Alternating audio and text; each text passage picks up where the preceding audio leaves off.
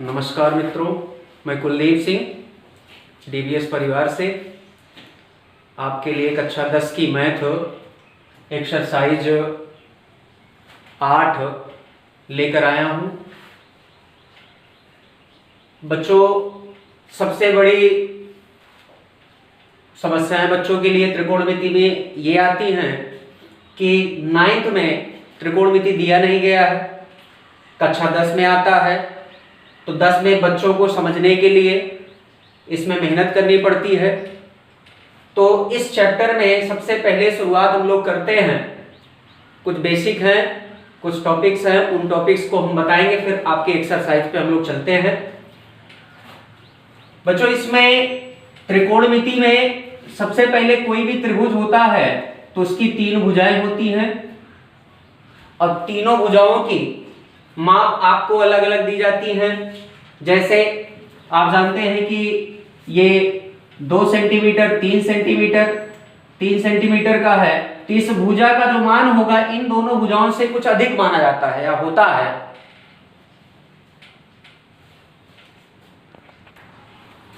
तो बच्चों, हम लोग इस एक्सरसाइज के इस सवाल को हम लोग समझेंगे।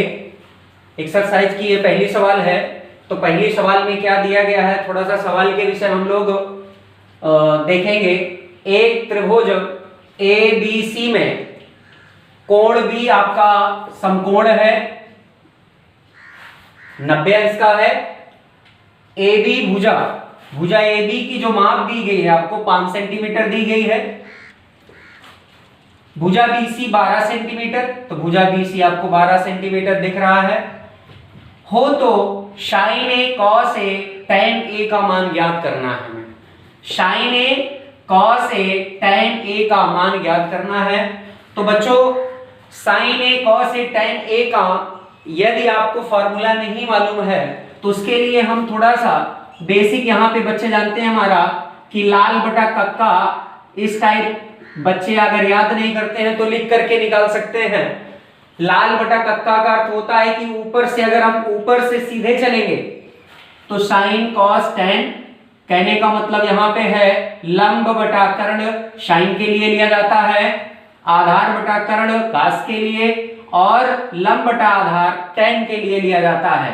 अगर इसी को हम अपोजिट उल्टा अगर कर दें तो नीचे से उल्टा साइड आएंगे तो आधार बटा लंब जो होता है काट के लिए लिया जाता है और कर्ण बटा आधार सेक के लिए लिया जाता है और कर्ण बटा लंब साइन के लिए लिया जाता है। कहेंगे कि साइन का जो उल्टा अगर होगा वो हो जाता है कॉसेक और कास का जो उल्टा होगा वो हो जाएगा सेक और टेन का जो उल्टा होगा वो होगा काट। तो काट, सेक और कॉसेक के लिए आधार बटा लंब, कर्ण बटा आधार, कर्ण बटा लंब हम लिख सकते हैं। तो इस सवाल में हमें 2 ही भुजा ज्ञात है, अगर तीसरी भुजा नहीं ज्ञात है तो उसको ज्ञात करने के लिए बच्चे जानते हैं एक पाइथागोरस प्रमेय होता है, पाइथागोरस प्रमेय।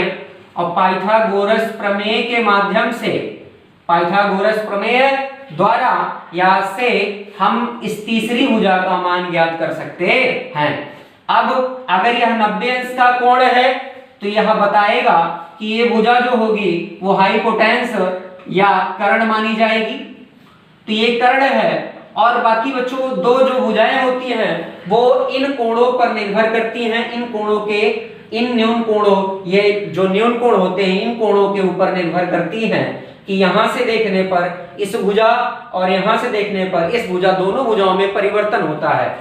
आप कौन सा एंगल ले रहे हैं, साइन ए निकालना है, तो साइन ए के लिए सबसे पहले हम यहां से निकालेंगे कि साइन ए बराबर होगा क्या, तो लंब बटा कर्ण, लंब बटा कर्ण लिख दिया। अब इसमें तीसरी भुजा तो ज्ञात नहीं है तो पाइथागोरस प्रमेय लगा करके हम पहले तीसरी भुजा ज्ञात करेंगे। तीसरी भुजा अर्थात कर्ण यहां पर हम निकालेंगे। तो पाइथागोरस प्रमेय बराबर होता है कर्ण स्क्वायर बराबर लंब स्क्वायर और प्लस आधार स्क्वायर।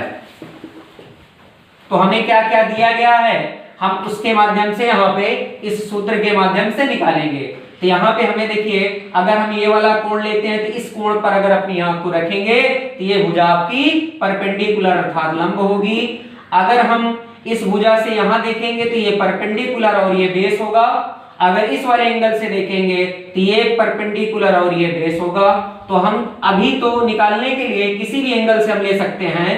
तो यहाँ पे हम लंब मान लेते हैं 5 सेंटीमीटर, तो 5 का स्क्वायर और प्लस आधार 12 का स्क्वायर, तो 5 का स्क्वायर करेंगे तो 25 आएगा और 12 का स्क्वायर करेंगे तो 144 आएगा। तो 12 और 125 और 144 को अगर हम जोड़ते हैं तो 169 आएगा।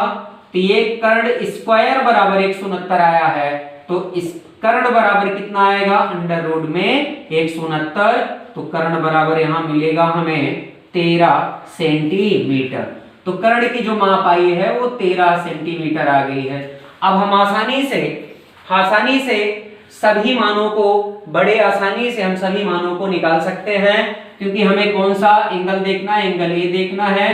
तो इस वाले एंगल से अगर हम देखेंगे तो परपेंडिकुलर अर्थात लंब ये होगा और ये आधार हो जाएगा।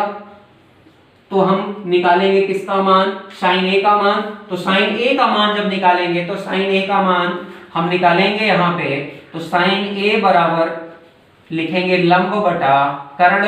तो लंब कितना है 13 सेंटीमीटर, सॉरी लंब कितना है, लंब आपका अगर इस वाले एंगल से देखेंगे तो 12 सेंटीमीटर है और कर्ण आपका कितना है 13 सेंटीमीटर। कर्ण नहीं चेंज होता है। तो साइन ए का मान हो जाएगा 12 बटा 13, 12 बटा 13 ये साइन ए का मान हो जाएगा। कास ए का मान अगर हमें निकालना है तो सबसे पहले कास ए का फार्मूला हमें मालूम होना चाहिए। तो ये हमारा होता है साइन, कॉस और टैन। अगर हम ऊपर से सीधा चलेंगे तो लंब बटा कर्ण, आधार बटा कर्ण, लंब बटा आधार, साइन, कॉस और टैन के मान होते हैं। तो इसके माध्यम से हम यहाँ लिख सकते हैं आधार बटा कर्ण। तो इस वाले एंगल में देखेंगे कौन सा कोण लिया गया है, ए वाला लिया गया है। तो इस वाले कोण से देखेंगे तो आधार बटा कर्ण, आधार आपका अगर देखें तो इस वाले कोण से आधार आपका 5 सेंटीमीटर होगा और कर्ण कितना होगा 3 सेंटीमीटर। तो यहाँ पे हो जाएगा आधार 5 सेंटीमीटर और कर्ण आपका है 13 सेंटीमीटर। तो इस तरीके से कास ए का मान आ गया 5 बटा 13 सेंटीमीटर। अब हमें तीसरा मान निकालना है, tan a का मान निकालना है। तो tan a का मान निकालेंगे तो tan a के लिए फॉर्मूला लगाएंगे लंब बटा आधार। तो लंब बटा आधार यहाँ लगाएंगे तो लंब का मान ए वाले ही कोण से देखना है। तो लंब का मान हमें कितना मिल जाएगा, लंब का मान मिलेगा 12 और आधार का मान मिलेगा 5। तो यहाँ पे हो जाएगा 12 बटा 5, 12 बटा 5। ये हमारे तीनों मान के मान दिए गए हैं, यहाँ पे निकले हैं साइन। बच्चों उसी चैप्टर का ये दूसरा सवाल है, उसी एक्सरसाइज का ये दूसरा सवाल है। इस दूसरे सवाल में हमें उस सवाल से थोड़ा सा डिफरेंट, अर्थात कहेंगे कि वहां पर 2 भुजा ज्ञात थी तो पाइथागोरस प्रमेय लगा करके हमने एक तीसरी भुजा ज्ञात की थी। बच्चों यहाँ पे तीनों भुजाएं आपको ज्ञात हैं। तो सबसे पहले हम लोग सवाल पे चलेंगे। त्रिभुज ABC में कोण B समकोण है, कोण B आपका दिख रहा है 90 अंश का है। भुजा AB 4 सेंटीमीटर, तो भुजा AB आप देख लीजिए, भुजा AB का मान जो है 4 सेंटीमीटर दिया गया है। भुजा BC 3 सेंटीमीटर दी गई है और भुजा CA का जो मान दिया गया है वो 5 सेंटीमीटर दिया गया है। Sine A, tan A, cos C तथा cot C के मान ज्ञात कीजिए। तो सबसे पहले हमें साइन, tan, cos, cot सबके मान मालूम होने चाहिए।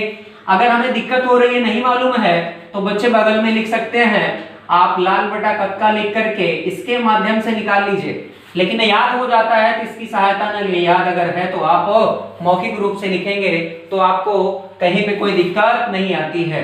तो इसलिए हम लोग सबसे पहले मान निकालेंगे साइन ए का मान। तीनों भुजाओं का मान ज्ञात है तो हम साइन ए का मान निकालना शुरू करेंगे। तो साइन ए, अब ए हमारे लिए एंगल आया है तो हम ए वाले एंगल से अगर देखें तो अपनी आंख को यहाँ पे रख लीजिए। इस वाले एंगल से अगर देखेंगे तो परपेंडिकुलर ये होगा, लंब आपका ये होगा, आधार ये होगा और ये क्या हो जाएगा, कर्ण हो जाएगा। तो लंब और आधार ही बदलते हैं, कर्ण आपका निश्चित रहता है। तो इस वाले कोण से अगर हम देखें तो ये आपका जो है लंब होगा और ये आपका क्या होगा, आधार होगा, और ये तो कर्ण आपका निश्चित है, ये कर्ण ही रहेगा। तो इस वाले एंगल से, अगर ए वाले एंगल से हम देखते हैं तो लंब आपका कितना है, 3 है, और आधार कितना है, 4 है। तो हमें ए वाला ही एंगल देखना है, तो साइन ए बराबर, तो हम इसमें आएंगे तो ये साइन, कास और टैन, ये 3 होते हैं, ऊपर से 3 चलेंगे और इनके अपोजिट अगर चलेंगे तो नीचे से ये काट है और ये सेक है और ये कासेक है। तो साइन ए के लिए हम इसमें से मान जब निकालेंगे तो साइन ए के लिए सबसे पहले लंब बटा कर्ण लिखेंगे, क्योंकि लंब बटा कर्ण होता है साइन थीटा बराबर। तो यहाँ पे थीटा नहीं दिया आपको, एंगल दिया है, ए दिया है, तो साइन ए बराबर आपको यहाँ पे मिल जाएगा लंब बटा कर्ण। तो लंब बटा कर्ण यहाँ से आप निकालेंगे, इस त्रिभुज से निकालेंगे, इस वाले एंगल से। तो इस वाले एंगल से देखा जाए तो लंब आपका कितना है, 3 सेंटीमीटर है, आधार कितना है, 4 सेंटीमीटर है। तो लंब आपका है 3 सेंटीमीटर, आधार आपका है 4 सेंटीमीटर, लेकिन यहाँ पे हमें लेना है कर्ण को, तो कर्ण कितना है, 5 सेंटीमीटर। तो साइन ए का मान हमें मिल गया 3/5। इसी तरीके से हमें tan ए का मान निकालना है, तो हम tan ए का मान निकालेंगे, तो tan ए का जो मान निकलेगा उसके लिए हमें फार्मूला मालूम होना चाहिए। फार्मूला है लंब बटा आधार। तो लंब बटा आधार का मतलब यहाँ इस त्रिभुज में देखेंगे कौन सा एंगल है, ए वाला एंगल है, तो इस वाले एंगल से देखेंगे तो ये लंब होगा, ये आधार होगा और ये कर्ण होगा। तो हमें लेना कौन सी है भुजा, लंब और आधार। तो लंब आपका 3 है, आधार कितना है, 4, तो 3/4 हो जाएगा। तो tan ए का मान मिल गया हमें 3/4। इसी तरीके से हमें cos c का मान भी निकालना है। तो यहाँ पे बच्चों देखिए कोण आपका जो है चेंज हो गया है, हमें इस वाले कोण को देखना है। तो इस वाले कोण से देखेंगे तो ये आपका जो होगा कोण सी वाले कोण से देखेंगे तो ये आपका लंब हो जाएगा, ये लंब हो गया और ये आपका आधार हो जाएगा।